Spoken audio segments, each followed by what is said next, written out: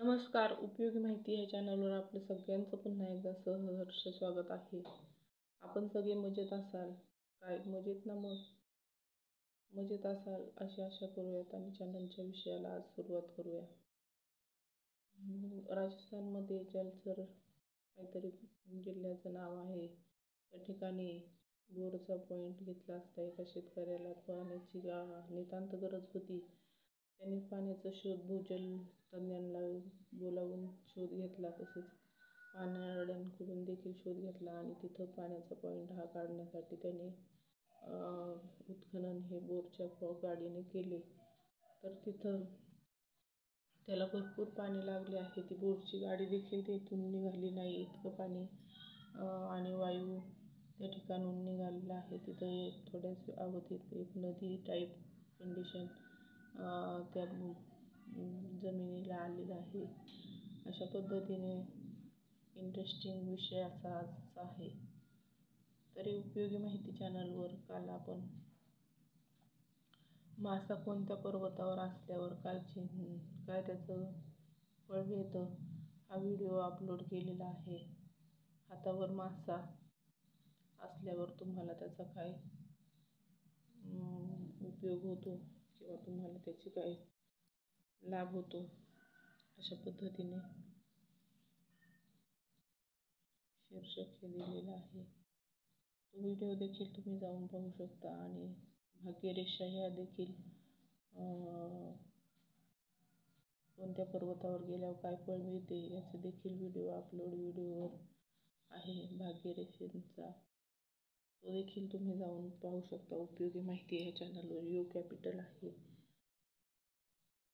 तरी जीवनात माणसाच्या बालपण, तरुणपण आणि म्हातारपण असे 3 अवस्था या माणसाच्या वयाच्या असतात.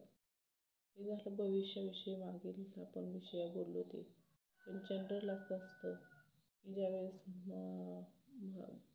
मूल हे बारीक असतं त्यावेळेस त्याला असं वाटत असतं की मी मोठा कधी होईल लवकरात लवकर. पण तो मोठा झाल्यानंतर त्याला काम करावं लागतं जास्त. कामाचं टेन्शन असतं. घरातल्या जबाबदाऱ्या ह्या पार पाडाव्या लागतात. त्यामध्ये त्याचं शरीर मजबूत असेल तर त्याला त्याचं एवढं विशेष काही नाही वाटत. पण कष्ट केल्यामुळं म्हातारपण हे आल्यावर खूप कष्ट केले असेल तर म्हातारपणी त्याचे अवयव हे दुखायला लागतात. अशा पद्धतीने माणसाचं जीवन हे व्यतीत होत असतं. आणि म्हातारपणाची दुखणं ही जात असतात. ज्यांना मुलं आहेत त्यांची मुलं ही काळजी घेतात आणि ज्यांना मुलं नाहीत त्यांना स्वतःची काळजी स्वतःच घ्यावी लागते. तरी कमेंट करून हे नक्की कळवावं की ज्यांचं मुलं आहेत त्यांचं जीवन सुखी आहे की ज्यांना मुलं नाहीत त्यांचं जीवन सुखी आहे. तसं म्हातारपण हे दोघांचंही त्रासदायकच असतं, कारण की त्यांची शारीरिक दुखणीही त्यांना त्रास देत असतात. 2 अवस्था ह्या माणसाच्या जीवनात बऱ्या म्हणता येतील. म्हणजे बालपण हे सगळ्यात सुवर्ण काळ म्हटला तरी चालेल माणसाच्या आयुष्यात, कारण की त्याची काळजी घेण्यासाठी त्याचे आई वडील, त्याचे इतर नातेवाईक हे असतात. नंतरच्या कालावधीत देखील काही पिरियडमध्ये त्याचे आई वडील हे त्याला साथ देत असतात. तसंच त्याची पत्नी, त्याचे भाऊ बहीण त्याला जीवनात साथ देत असतात. तो देखील त्यांना साथ देत असतो. पण या सगळ्या जीवनामध्ये त्याचं म्हातारपण हे त्रासदायक असतं. त्याच्यामध्ये वेदना, दुःख हे असतातच. म्हातारपण चांगलं जाण्यासाठी काय करायला पाहिजे हा पुढच्या येणाऱ्या व्हिडिओमध्ये तुम्हाला पाहायला मिळेलच. तरी तुमच्या काही कमेंट असतील की ज्यांचं म्हातारपण काही कारणामुळं, काही टिप्समुळं चांगलं जात असेल तर कमेंट करून नक्की कळवावं, जेणेकरून तुमचं नावासह पुढच्या व्हिडिओमध्ये कमेंटमध्ये तुमची नावं ही घेण्यात येतील. तुम्हाला माहिती कशी वाटते, चॅनलवर तुम्हाला किती उपयोग होतोय माहितीचा, ते देखील तुम्ही उपयोगी माहिती या चॅनलवर भाजल्यावर काय करावं याचा देखील व्हिडिओ उपलब्ध आहे. सर्दी झाल्यावर, थंडीमध्ये कोणते आहार घ्यावेत. आहारशास्त्राविषयी माहितीही दिलेली आहे. उन्हाळ्यात कोणता आहार घ्यावा याच्याविषयी देखील माहिती दिली आहे. नाईलाजास्तव तुम्ही इतर पदार्थही खाऊ शकता, त्याचा शरीरावर तसा काहीसा इफेक्ट होत नाही. निसर्गाने सगळं हे मानवासाठीच बनवलेलं आहे. पण तुम्हाला जर सर्दी आणि इतर काही आजार झाले म्हणजे जे ऋतुमानानुसार आजार झाले असतील ते जर झाले असतील तर तुम्ही आहारशास्त्राचा उपयोग करून तसं आहार घेऊ शकता, ज्याचा तुमचा आजार लवकर बरे होण्यास खूप उपयोग होतो.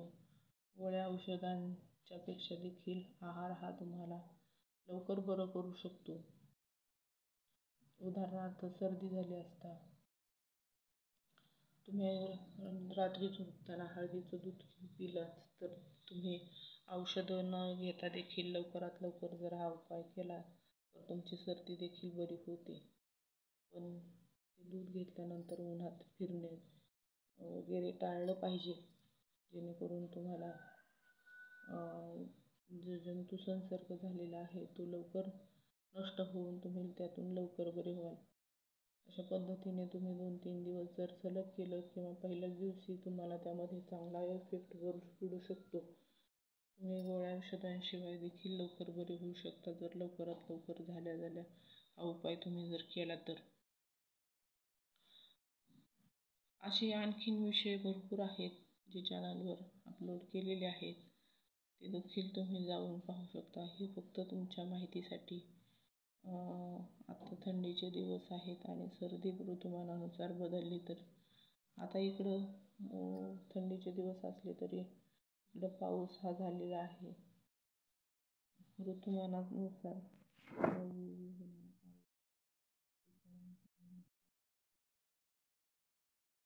मोबाईलमार्फत जर काही सूचना मिळाल्या तर त्यांचं भिजणाऱ्या माल हा त्याच्यापासून संरक्षण करून ठेवू शकतो शेतकरी.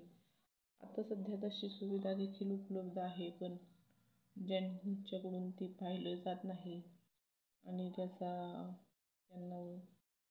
त्याचा माल भिजणं अशा पद्धतीने नुकसान हे त्यांचं होत असतं.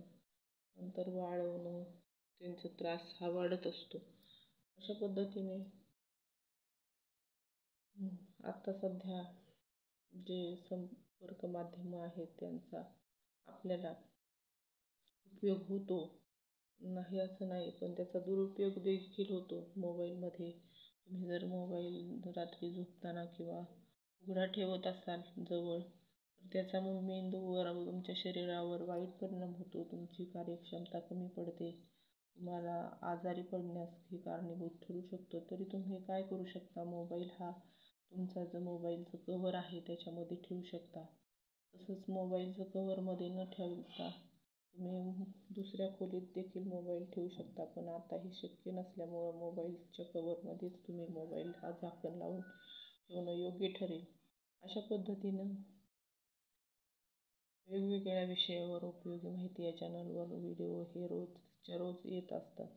एखाद दिवस सोडला तर रोजच व्हिडिओ हे येत असतात. तुम्हाला चॅनलची माहिती कशी वाटते ते कमेंट करून नक्की कळवावं. तुमच्या काही सजेशन असतील त्या देखील सुचवाव्यात. तुम्हाला त्याविषयी काही माहिती असेल तर 1-2 पॉईंट तुम्ही देखील सुचवावेत, जेणेकरून तुमच्या नावासह ती पुढच्या व्हिडिओमध्ये घेतली जातील. माहिती तुम्हाला आवडत असेल तर व्हिडिओला सबस्क्राईब करून बाजूचं घंटीचं बटन दाबून ऑलवर नक्की क्लिक करून ठेवा, जेणेकरून पुढील येणाऱ्या नवनवीन व्हिडिओची माहिती तुम्हाला लगेच मिळेल. हे सगळं फ्री आहे आणि व्हिडिओ आवडत असेल तर सबस्क्राईब करून बाजूचं घंटीचं बटन तर दाबायचंच आहे, पण आपले मित्रमैत्रिणी नातेवाईक यांच्यामध्ये व्हिडिओ जास्तीत जास्त शेअर देखील करायचा आहे. त्यांना देखील ह्या उपयोगी माहितीचा तुम्हाला जर माहिती उपयोगी वाटत असेल तर शेअर करा, जेणेकरून त्यांना देखील याचा उपयोग होईल आणि त्यांच्या देखील सजेशन चॅनलच्या माध्यमातून मिळून चॅनलला आणि आपल्या माहितीत भर पडण्यास उपयोग होईल. अशा पद्धतीने माझ्या अनुभवातून जे अनुभव मला आलेले आहेत ते मी तुम्हाला देण्याचा प्रयत्न करते. तुमच्या अनुभवातून तुम्हाला काय अनुभव आलेले आहेत ते चॅनलवर तुम्ही सोडून आपण सगळ्यांना उपयोग होईल अशा पद्धतीने व्हिडिओ हे आगामी काळात बनवणार आहोत. बनवले आहेत इथून मागे देखील आणि पुढे देखील बनवणार आहोत. चॅनलवर तुम्हाला माहिती कशी वाटते ते कमेंट करून नक्की कळवावं. पुन्हा एकदा हेच सांगते. भेटूयात अशाच एका इंटरेस्टिंग व्हिडिओमध्ये पुन्हा एकदा. राधे राधे. जय श्रीकृष्ण. जय गुरुदेव. श्री गुरुदेव. धन्यवाद.